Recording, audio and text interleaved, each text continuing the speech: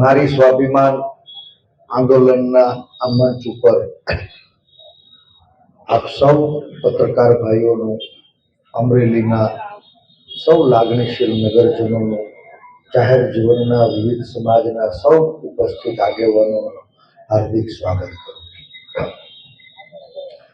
સાથીઓ, અમરેલીના આંગણે એક નિર્દોષ દીકરીની અડધી રાતે ધરપકડ કરવામાં આવી, એની આબરૂનો જાહેરમાં વરઘોડો કાઢવામાં આવ્યો, એને પોલીસ સ્ટેશનમાં પાઇપે ઉડાવીને પગમાં પટ્ટે મારવામાં આવી. આવી દયનીય અને કમનસીબ ઘટનાનો અમરેલી સાક્ષી બનીનો મને, તમને અને આજે સમગ્ર ગુજરાતને અફસોસ છે. એક નિર્દોષ દીકરીને ન્યાય અપાવવા માટે વીતેલા 12 દિવસથી ગુજરાતનો જન અવાજ ઉઠાવી રહ્યો છે. આપ મીડિયાના મિત્રો એની વેદનાને વાચા આપી રહ્યો છે. ત્યારે એ દીકરીને પોલીસની કસ્ટડીમાંથી જેલના સળિયા બહાર કાઢવામાં હજુ સફળતા મળી, પણ પીડિત પાયલને નો ન્યાય અધૂરો રહ્યો છે. ત્યારે આજ સળંગ 48 કલાકના ધરણા ડોક્ટર જીવરાજ મહેતાની સાક્ષીએ રાજકમલ ચોકમાં પૂરા થયા છે. પીડિત પાયલનો ન્યાય જરૂર અધૂરો રહ્યો, પણ સમગ્ર ગુજરાતમાં નારી સ્વાભિમાનની જ્યોત પ્રગટાવવામાં સફળતા મળી એનો આનંદ છે. આજ નારી સ્વાભિમાન આંદોલન સમિતિની વિનંતી ઉપર અમરેલી શહેરના તમામ વેપારીઓએ સ્વૈચ્છિક રીતે સજ્જડ બંધ પાળીને નારી સ્વાભિમાનની સુરક્ષાને સમર્થન કર્યું. સૌ વેપારી ભાઈઓનો હું હૃદયથી આભાર માનું છું.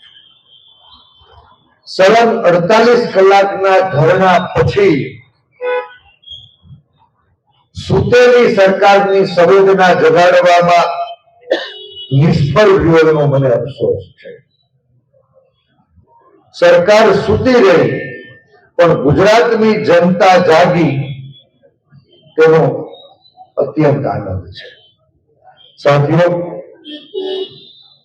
આજની આ લડાઈ એ કોઈ રક્ષકો સામે નથી, પણ ક્યારેય કોઈ નેતાઓની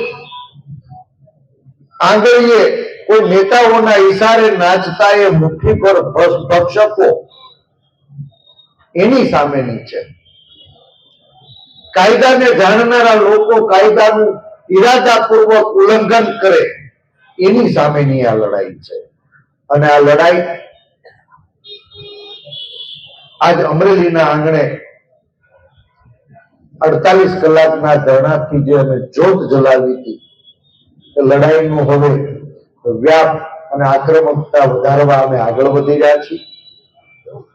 આગામી સોમવારે સુરતમાં ધરણાથી સમગ્ર રાજ્યવ્યાપી આંદોલનની નારી સ્વાભિમાન આંદોલન સમિતિ શરૂઆત કરવાની છે.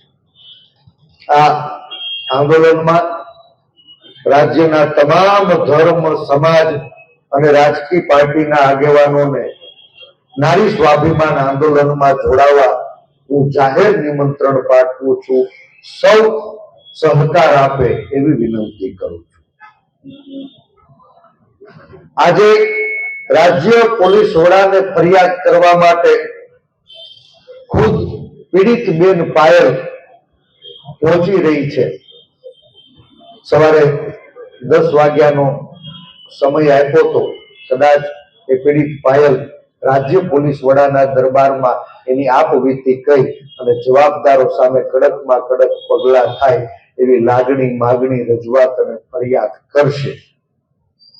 પણ રખેને સરકાર ન જાગી, તંત્ર એની યોગ્ય તપાસ કરીને જવાબદારો સામે કડક સજા નહીં કરે, તો આ ન્યાયની કાયદાકીય લડાઈને પરિણામ સુધી આગળ ધપાવવાનો નારી સ્વાભિમાન આંદોલન સમિતિ સંકલ્પ કરે છે. છે. આ ધરણા એક ગુજરાતના લોકોની અંદર નારી સ્વાભિમાનની જ્યોત પ્રગટાવવા માટે હતા, એક પીડિત પાયલને ન્યાય અપાવવા માટે હતા.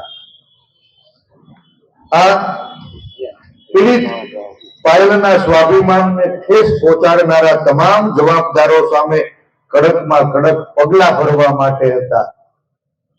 અફસોસ હાલ પર્યંત એનું પરિણામ મળ્યું નથી, પણ આ રાજ્યના સંવેદનશીલ મુખ્યમંત્રીને હું આ મંચ ઉપરથી ફરી હૃદયપૂર્વક વિનંતી કરું છું કે દાદા, ગુજરાતની આઝાદીના ઇતિહાસમાં કોઈ નિર્દોષ દીકરીને અડધી રાતે ઉઠાડીને પોલીસ વાળા 17 કલાક ગોંધી રાખે, એક કુંવારી કન્યાનો જાહેરમાં વરઘોડો કાઢીને આબરૂનું નીલામ કરે, એક નિર્દોષ દીકરીને પોલીસ સ્ટેશનમાં પાટે ઉડાવીને પગે પટ્ટે પટ્ટે મારવામાં આવે, આવો બનાવ ગુજરાતે નથી જોયો અને ગુજરાત સાક્ષી બન્યું.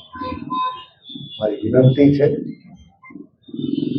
કે જે કોઈ જવાબદાર લોકો હોય એના ઉપર તત્કાલ પગલા ભરવામાં આવે, નહીં તો ફરી આ મંચ ઉપર દોહરાવું છું કે ગુજરાતની લાગણીને હું સમજ્યો છું. દાદા, આ દીકરી તમને રજાય છે, જાગજો, સંવેદનાઓને જગાડજો. ગાંધીજીના સંસ્કાર, સરદારનું સ્વાભિમાન અને બાબા સાહેબે ઘડેલા સંવિધાનનું તમે રક્ષણ કરજો. રખેને ચૂક થઈને તો એની નુકસાની સરકારે વેઠવાની થશે એવો મને અંદેશો છે. સાથીઓ, મારી નાદુરસ્ત અગાઉથી જ નાદુરસ્ત તબિયતના કારણે ગઈકાલે ડોક્ટરોની જાંચમાં પણ શુગર 62 સુધી પહોંચી ગયું હતું અને ખૂબ બધાએ દબાણ કરી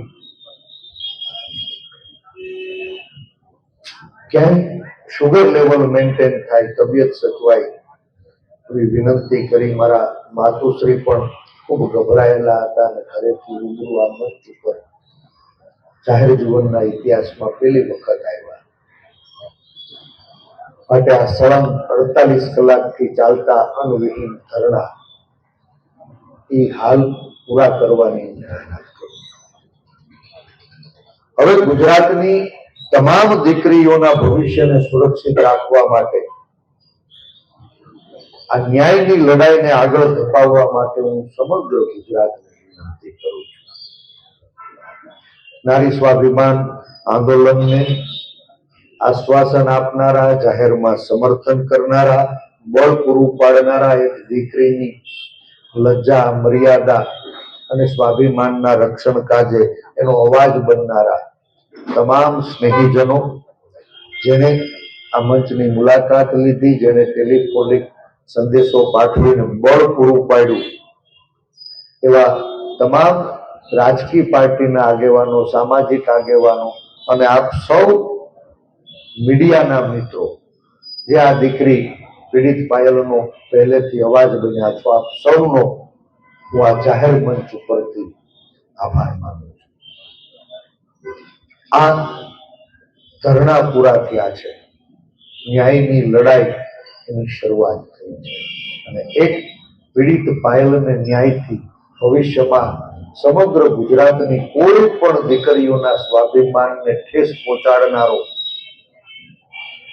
કાયદા વિરુદ્ધનો હાથે થરથર કાપે એનું સમીકરણ, એનું એક્ઝામ્પલ અમરેલીના આંગણે સેટ થાય, એના માટે આપ સૌ મિત્રો આ ન્યાયની લડાઈમાં પરિણામ સુધી સાથે રહેશો એવી અપેક્ષા. આપ સૌનો હૃદયથી આભાર. જય હિન્દ.